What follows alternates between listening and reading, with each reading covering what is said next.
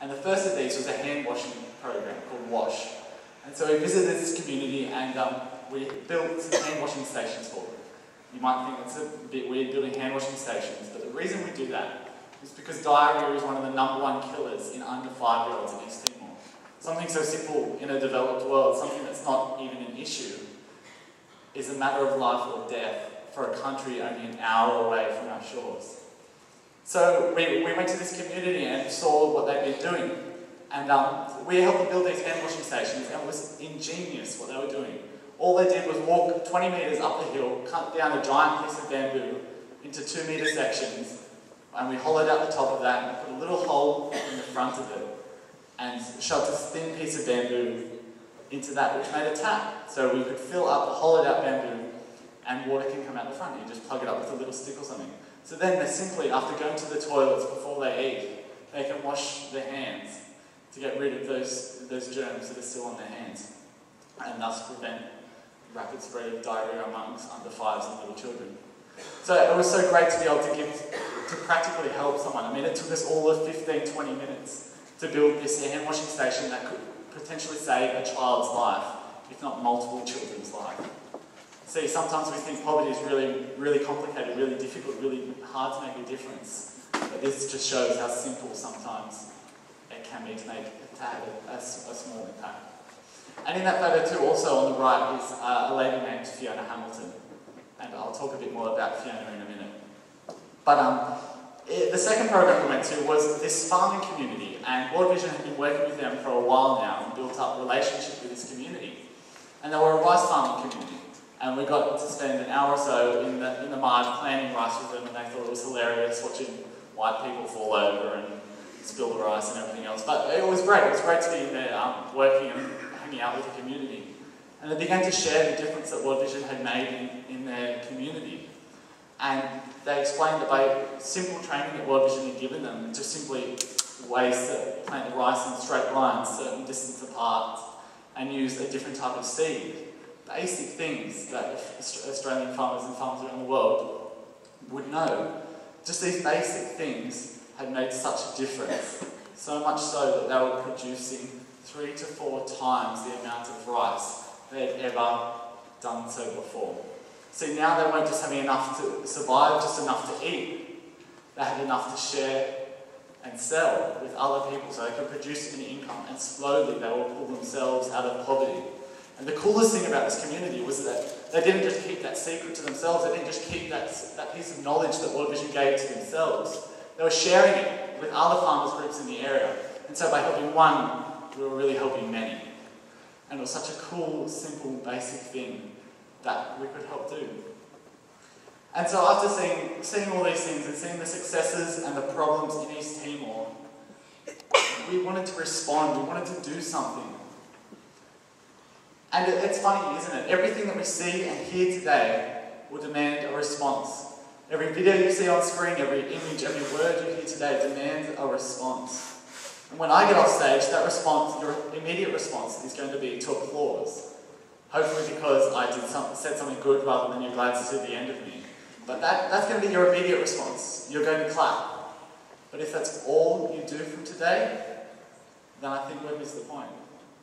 I think if the only reaction and only action you're going to take in response to what you've seen and heard is to clap, then maybe we might as well not have held GLC.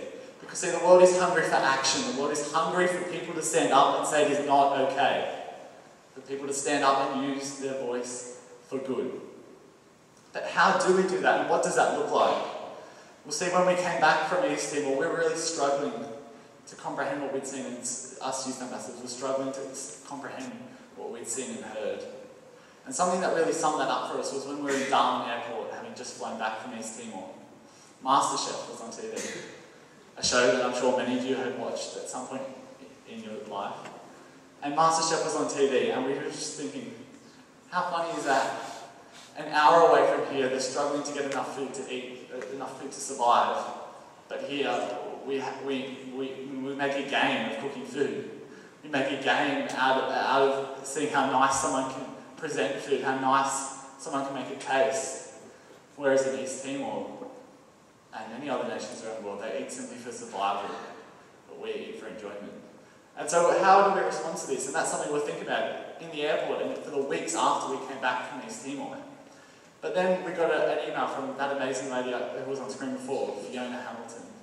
Fiona went to East Timor when she was 26, and has now been there 8 years and is in her early 30s. And she's the programs officer for World Vision, so looks after all the programs in East Timor that World Vision is running. And she was basically our tour guide while we were there. She took us around and introduced us to the families and communities and projects she worked in day after day. And so when we got back, Fiona had sent us this email, and I want to share part of that email with you today. So this is what Fiona had to say. What use are our hearts if they remain full, shiny and whole? What life would we live if we hadn't ripped out some to give to someone else, or we hadn't allowed the cracks in our own hearts to be filled with love from another? A broken heart is the best kind, because love flows in and out with every beat. So it is okay to be broken-hearted by poverty. It is okay to respond emotionally to the images and videos and things that you hear today. It is okay to shed a tear over them, because that can motivate you to action. That can motivate you to stand up and say it is not okay. But equally, it is okay if that's not how you respond. I personally don't always respond emotionally to these things. And that's okay, because we all respond differently. We all process things differently.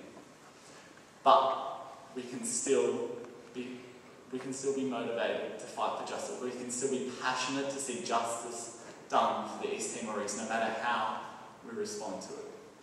Anyway, Fiona went on in that email to say, poverty is a silent enemy that the developed world can easily ignore. Fighting poverty is as much about transforming hearts as it is working with the poor. So I'm glad that you guys are out there. A mini army of youth ambassadors fighting a good fight, one heart at a time. Sounds corny, but I fully believe it. How else will we see change? But see, the cool thing is that mini army of youth ambassadors has now turned into a huge army of school students, not only in Newcastle, not only in Sydney or Canberra or in New South Wales, but across the whole of Australia. And you're in it. So what are you going to do?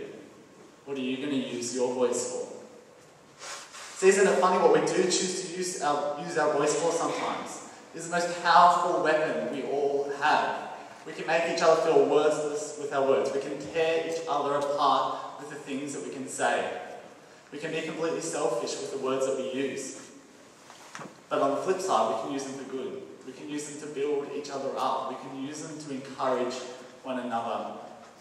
But we can take it one step further again and be even more generous with our words. We can use our voice for people who don't have a voice, for those who are voiceless, for people who don't have a say in their situation, for people who the world too easily ignores. We can use our voice for children like Lily. See, the guy at McDonald's, he was using his voice for himself.